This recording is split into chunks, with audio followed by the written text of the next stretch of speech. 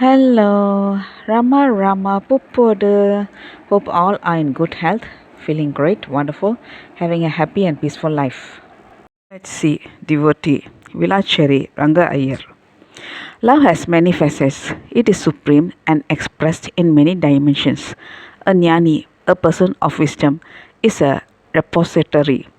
All his actions reflect the myriad aspects of this unconditional love. Bhagavan Sri Ramana Maharishi, through his relationships with his devotees, has shown us different aspects of this wonderful love. With devotees like Vilacheri Ranga Iyer, we see the Guru in his aspect of a loving friend. Even as an infant, Bhagavan had the traits of nobility, equal sharing, accepting responsibilities, and keeping promises. As a toddler, while coming back home after playing, he would bring a few of his playmates to drink milk from his mother. Usually, children are jealous, but Bhagavan would go out of his way and bring his friends home, saying, "Come on, let us have milk." What a strong bond of friendship and sharing this created. One of these friends, Meenakshi, was just 1.5 years old and lived in a neighboring house. After some years, Meenakshi married but did not have a very happy married life. However, all the while she kept worshipping Bhagavan in her heart. She never came to see Bhagavan because she could not. In the 1940s, when she was bedridden with age, Bhagavan simply appeared where she was, just as he did for Nayana. Sitting by her bedside, he touched Meenakshi. She was in coma, but regained consciousness at his touch and cried gratefully, "My God, my Lord, Ramana, you have come to bless me." These were her last words.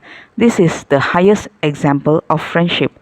Though they shared mother's milk way back in infancy and never met after that, Bhagavan remained a loyal friend and remembered Meenakshi in her last days. Lakshmi was another fortunate friend of Bhagavan who shared milk with him at the age of 2. She was eventually widowed and led a life tattered by pain and suffering. Bhagavan's name and recognition had spread by then. One day, Bhagavan was seated in the hall surrounded by well-known devotees and scholars. Lakshmi, thin, dark, and unrecognizable in her 60s, stood in front of him among 200 people and demurely asked, "I do not know whether Bhagavan recognizes me."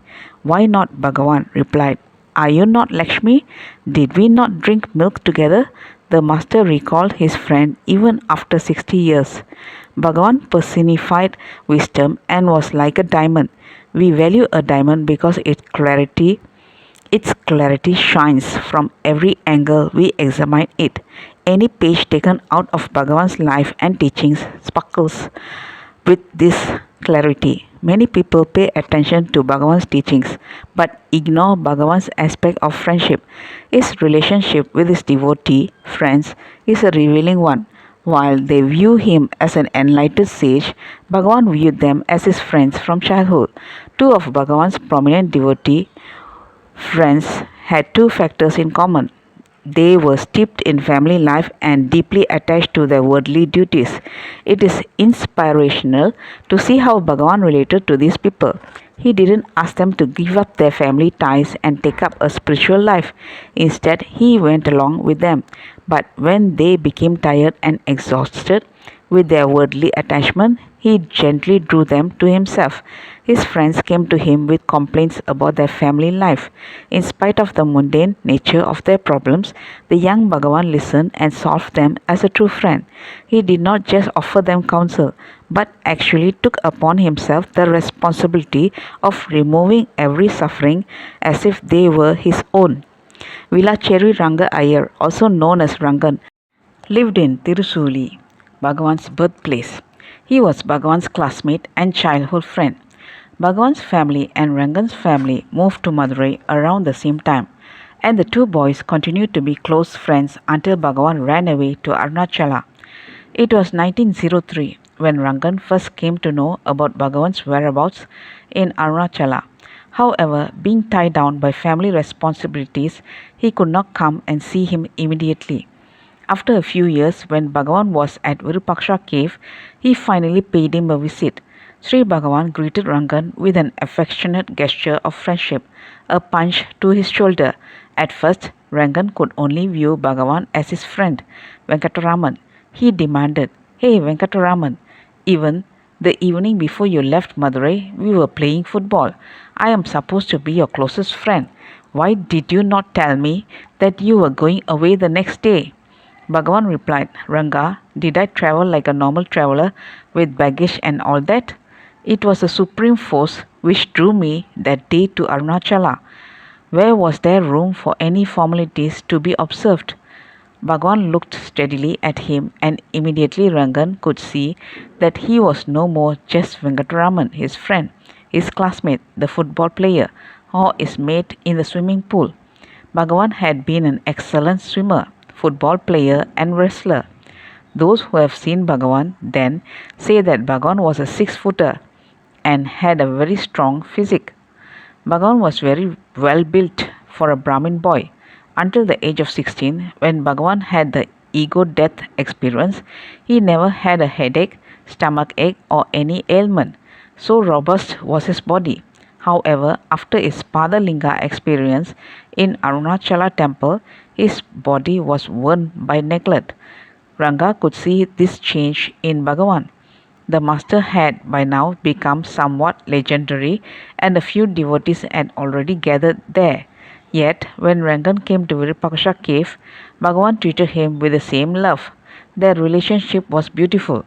It was that of a fully awakened man, a sage of wisdom, and an ignorant man steeped in family sufferings, not spiritually inclined, but with a deep love for Bhagavan. The master appreciated the depth of that friendship and would sit next to his friend by his bedside. Seeing him tossing and turning, weighed down by his problems, Bhagavan would pat him and ask gently, "Hey Ranga, what is bothering you?" One day, Rangan told him about his troubles. "Have you given enough to your family to live on while you have come away here?" Bhagavan inquired. Rangan was silent, too embarrassed to admit his inability to provide for his family. "So you have some financial problems," Bhagavan surmised. "Is it enough if you get 10,000 rupees?" This was a huge amount in those days, and it surprised Rangan to hear Bhagavan talking about money. Bhagavan pressed on, "Will it solve all your problems if you get 10,000 rupees?" Rangan remained quiet, and after a few days took leave of Bhagavan and went to Chennai. He managed to get a sales job, selling trucks and buses.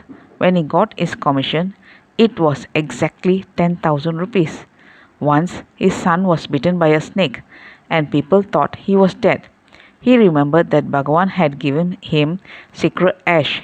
Probably Rangan would have asked Bhagavan for some prasad, and Bhagavan would have obliged him with sacred ash. Bhagavan rarely gave anything as prasad of his own accord. He told his grieving wife and relatives, "Do not worry, my Bhagavan, my friend, is there." He smeared the sacred ash on his son. While chanting Ramana, Ramana, Ramana, Ramana, the boy recovered. Then there was the incident when his eldest daughter became mentally imbalanced. Her husband could no longer take care of her and left her in Rangan's care. Rangan had one solution for all his problems: Bhagavan. He wrote a letter to him and soon received a reply from the ashram saying, "Your letter was shown to Bhagavan," and he held it for a long time. He asked us to write back that she will be all right. On another occasion, his other daughter fell into a well. When they got her out, she was thought to be dead. Everyone began to weep except Rangan, who had faith in his friend. He had the cure, all medicine, Bhagavan's sacred ash. He smeared it on her, and sure enough, she recovered. Once, Rangan's wife Chellamal went to Ramana ashramam while Bhagavan was there. All the devotees proceeded from the ashram to walk around the hill. Chellamal left the hall with the others, but came back only to go round the old hall a few times. Bhagavan was surprised. "How come you return so quickly?" he asked. She replied, "No, Bhagavan, all the others have left for circumambulation of Arunachala, but I could not join them as I have a problem with my back. I thought that I will do pradakshina of you instead. Bhagavan arranged for an injection to be given by the ashram doctor, Dr. M.R. Krishnamurti Iyer. The doctor advised Chalamal to rest in the guest house. However, she could not resist Bhagavan's presence for even a few minutes. She managed to slowly reach Bhagavan's hall, making her husband really worried. Bhagavan just lifted his hand in blessing, and Chalamal was healed of her back pain. It never came back again. This aspect of Bhagavan was unique because he had rarely done these things for anyone else. Talk about money, give sacred ash, and raise his hand to heal. He came to these realms for a true friend. What is friendship? It is a deep facet of love. And what is love? Love is wisdom, jnana, and Bhagavan was the king of jnana. His friendship with Rangan was not limited to the experiences at Virupaksha cave. At times, while Rangan lay in bed, Bhagavan would wake him up at 2 in the morning and say, "Come on, let's go for a swim." Before the present Ramana ashramam was built, there was a small pool behind. Thus, with Rangan, Bhagavan sometimes became Venkataraman again. In their childhood days in Madurai, Bhagavan would tease Rangan with a sharp underwater kick on the thigh. Being a very strong boy then, Bhagavan's kick would sting Ranga like he was being hit with an iron rod. When they went swimming now, Bhagavan playfully kicked Rangan again, but this time Rangan held his foot, put it to his eyes and then on his head and said, "Bhagavan, how is it that your leg has become so soft? When you did this to me in Madurai, it used to be like being hit by an iron rod. Now your foot feels so soft, like a rose petal." Bhagavan replied, "Is it so, Ranga? Maybe spiritual perfection changes even the body." Once, when Rangan was going around the hill along with Bhagavan, he stepped on a thorn. Bhagavan bent over and removed the thorn himself. Rangan had not noticed Bhagavan's feet until then, but after walking for a little while, he saw Bhagavan stepping on a thorn. He cried, "Bhagavan, Bhagavan, there is a thorn in your foot. Please sit down, let me remove it." Bhagavan sat down to oblige his friend. However, when Rangan took a look at Bhagavan's foot, he saw not one, but innumerable thorns. Bhagavan wryly remarked, "Ranga, which thorns are you going to remove? The old ones or the new ones? Let it go." "Bhagavan, how can you walk?" Rangan protested. Bhagavan calmly gestured, "See, when a thorn goes into the foot, just rub it on the earth and everything will be all right." Rangan once had the opportunity to physically embrace Bhagavan. He was again amazed that the master's skin was silky and soft as a lotus petal. When he had known him in Madurai, his skin had been very rough, so much so that if he rubbed against somebody else, it would hurt. He asked Bhagavan in wonderment, "Bhagavan, how come the texture of your skin has changed?" Bhagavan responded with the same reply, "Spiritual perfection changes everything." Another time, as a friend, he took the liberty to ask the Guru, "Bhagavan, why does your head shake all the time and why do you need a walking stick?" Bhagavan confided in his friend, "Ranga, this is not because of old age. When I came to Tiruvannamalai after the death experience and took shelter at the foot of Arunachala, this head started shaking." "Why?" Rangan inquired, looking puzzled. Bhagavan replied, "Can you imagine a violent, wild, mad elephant entering a small thatched shed? What would happen to the hut is what has happened to this body. It will go to pieces." This is how the immensity of Bhagavan's spiritual experience had affected his body. Rangan once consulted an astrologer who said he would have insurmountable problems for 1 year. He wrote to Bhagavan telling him of what the astrologer had said. Bhagavan at once asked his devotees to write back to Rangan to come and stay with him. This was the only instance we know of where Bhagavan did something like this.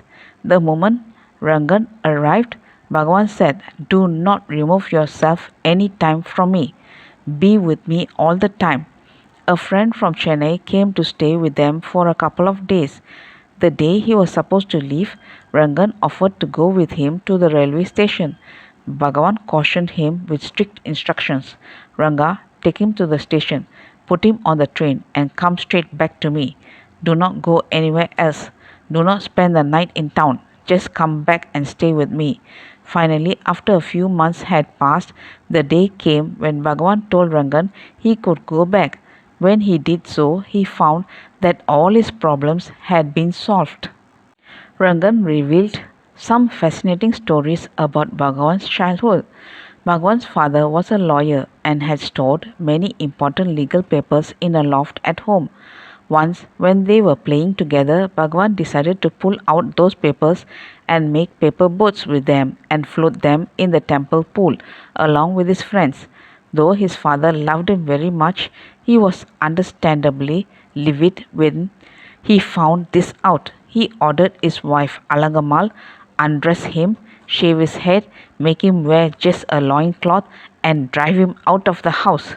Many years later, when Rangan met Bhagavan at Virupaksha cave, he recalled, "Venkataraman, do you remember your father predicted your ascetic state many years ago?" When Bhagavan was at Kanda Ashramam, Rangan would visit quite often. One day he saw Bhagavan was lying inside, so he left the room, closing the door quietly behind him. To his astonishment, he saw Bhagavan talking to somebody outside the room where he had seen him lying down inside the room just a second ago. He ran and opened the room door and saw Bhagavan lying there with closed eyes. He told Bhagavan what he saw. Bhagavan brushed it off humorously, saying, "You should have caught that thief you saw outside and we could have dealt with him." Okay, folks, let's continue in the next chapter. Thank you. Bye bye. Rama Rama Pupoda.